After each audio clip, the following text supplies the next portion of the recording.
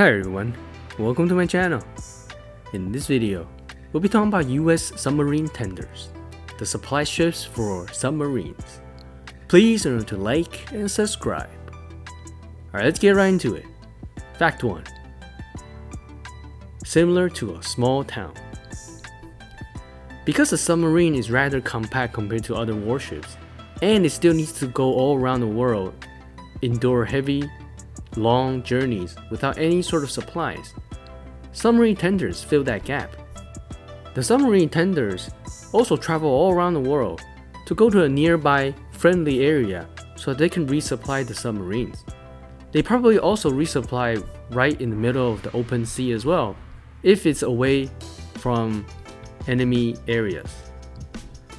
Each submarine tender contains a whole slew of supply equipment and services. Think of it as a small town. It has 53 different specialized shops providing food, electricity, water, medical, dental services, mail, legal services, or any kind of equipment repair or construction. Essentially, this is a rest stop, if you will, for submarines so that they can continue their journey, because the limiting factor for submarines is the food and storage. Alright, fact 2. Only 2 ships in the class.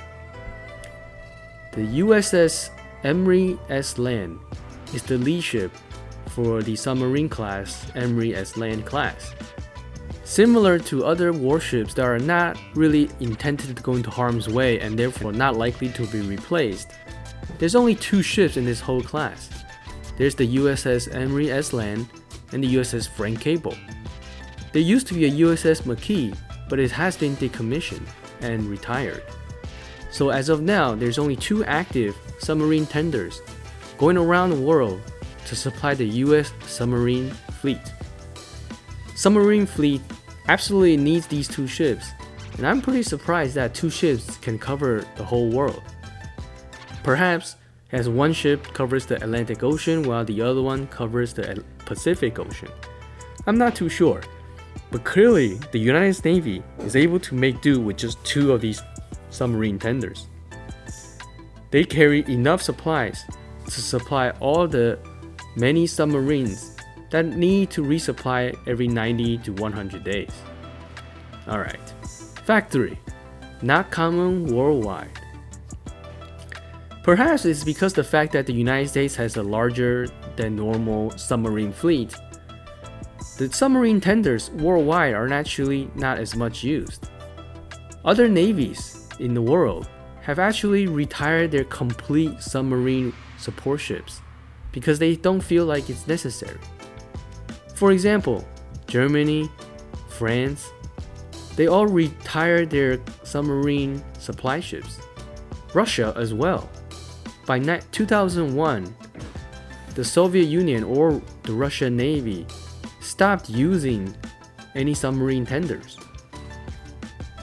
The only other country that still has submarine tenders in a massive scale is United Kingdom.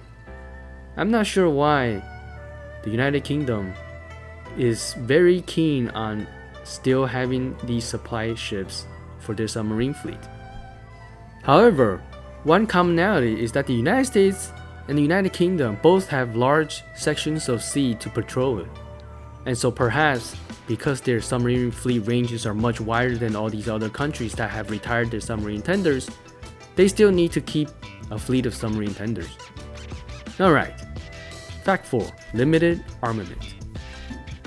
As I mentioned in the previous section, submarine tenders are designed to simply supply and resupply submarines. They're not intended to go into battle, and therefore they have very little armament. In fact, there's only 2 to 4 machine guns aboard. There are no missiles, no rockets, or any cruise missiles of any type. All they have are machine guns. Of course, this is a good deterrent for pirates or non-military ships. But if a combat navy comes close to the submarine tenders, this is likely they can fully destroy the submarine tender without any impact or heavy losses. So the submarine tender must operate only in friendly waters and friendly ports. they have absolutely no capability to defend themselves against an actual attack from an aircraft or torpedo attacks. And so these ships, if you think about it, are gentle giants of the United States Navy, where they are large ships but not necessary for war, and it's really just to supply critical things to submarines worldwide. Alright, let's get into the last fact: multi-tend at the same time. Now, because you may think that each ship tends to one submarine at a time, you may be mistaken, because these are very large ships capable of hauling tons and tons of supplies. And as a result, as you can see here, this tender is supplying 2 submarines at the same time. That's right, one tender could be used to multi-tend many submarines at the same time to save on fuel costs as well as logistics.